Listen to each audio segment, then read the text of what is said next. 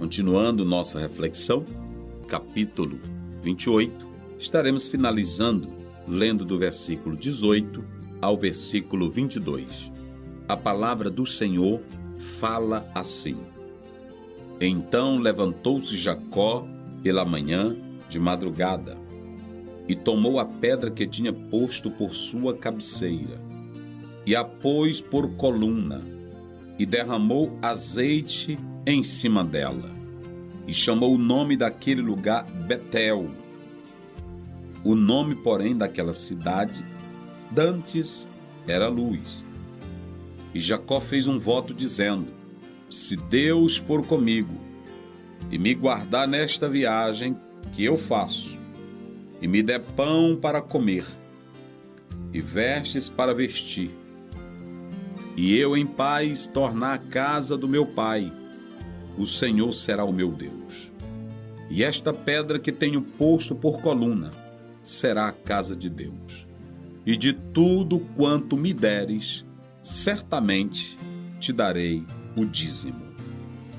Nós vamos falar sobre Betel, casa de Deus. No cenário presenciado por Jacó, ele concluiu que o lugar em que estava era sagrado. E isso devido à presença de Deus. Por esta razão, chamou aquele lugar de Betel. Nós podemos ver que essa palavra, ela é composta. El, nós sabemos que é Deus, e Bet é casa. Então aqui ele está falando de um lugar, uma casa de Deus.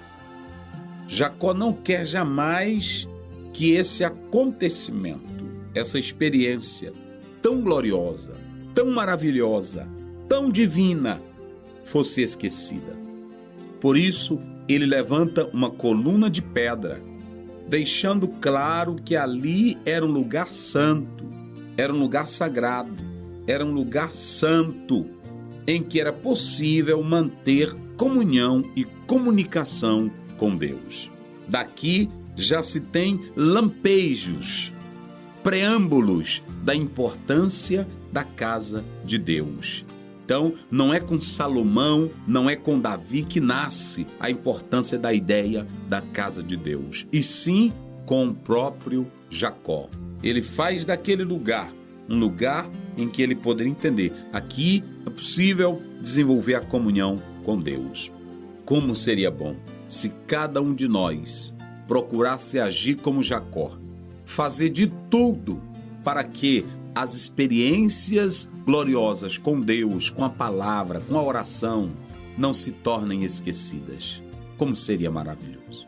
Jacó sabia que a sua viagem ainda era muito longa, seria muito perigosa, mas ele agora quer que ela seja bem-sucedida. Por isso, ele entende que tudo vai começar bem, porque Deus começou falando com ele. E Jacó quer desenvolver essa comunhão com Deus.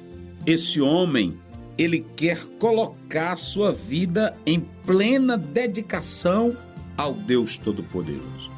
Por isso que ele diz: de tudo que eu ganhar, eu vou devolver o dízimo como forma de gratidão.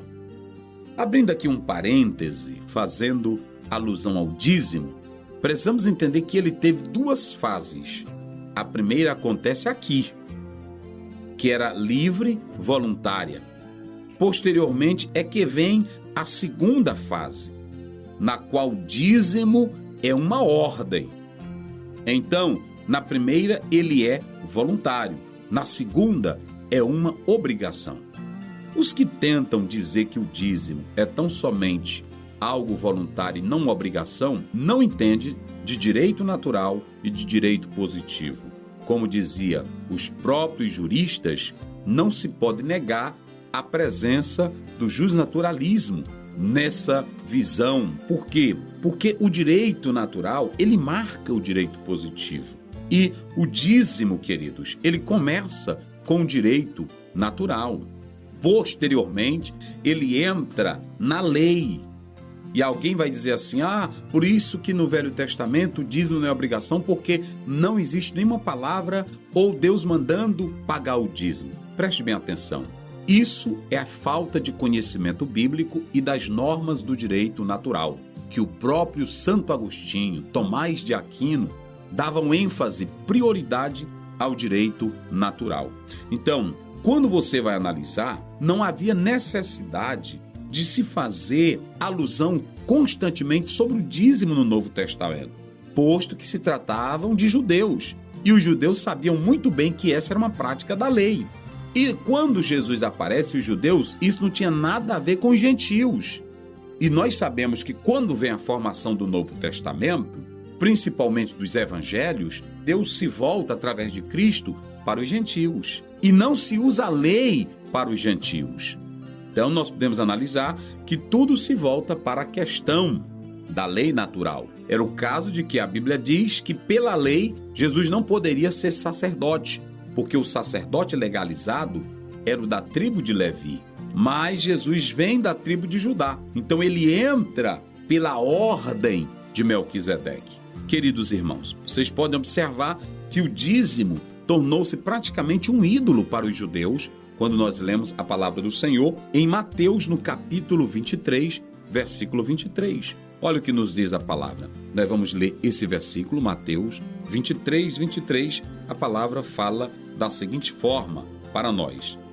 Ai de vós, escribas e fariseus, hipócritas, porque dais o dízimo da hortelã, do endro, do cominho e desprezais o mais importante da lei, o juízo, a misericórdia e a fé. Deveis, porém, fazer essas coisas e não omitir aquelas. Então, o Senhor não está combatendo o dízimo, porque o dízimo tanto fazia parte do direito legal da lei, como também do direito natural.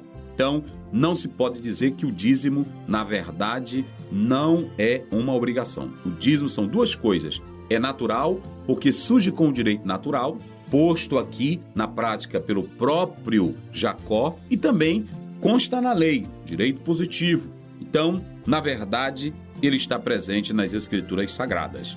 Nós podemos analisar aqui que o dízimo é bem diferente da oferta. A prática da oferta começa bem cedo com Abel e prossegue de modo proporcional no Novo Testamento, porque é de acordo com as bênçãos, ou melhor, com as posses que alguém tem. 1 Coríntios 16, 2, você pode ver isso. Quando Jacó toma conhecimento desse Deus poderoso, ele então coloca uma condição. E nós podemos analisar a expressão se. Ou seja, Jacó queria que Deus estivesse com ele em todos os momentos, inclusive no ato de lhe trazer de volta para a sua terra. Dessa forma, ele quer cumprir com a parte do voto que firma com Deus e de dar o dízimo.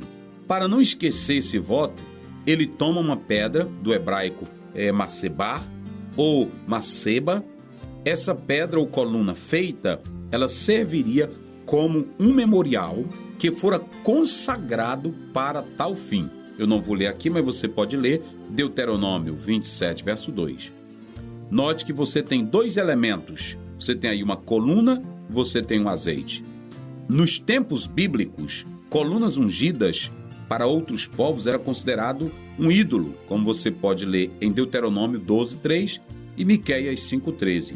Mas quando consagrado pelos servos de Deus, tinha um aspecto profético, apontando para Jesus, o qual foi ungido para ser o Salvador dos nossos pecados. Leia Levítico 8, 10, 11 e você pode concluir isso. Que Deus nos abençoe para todo sempre. Amém.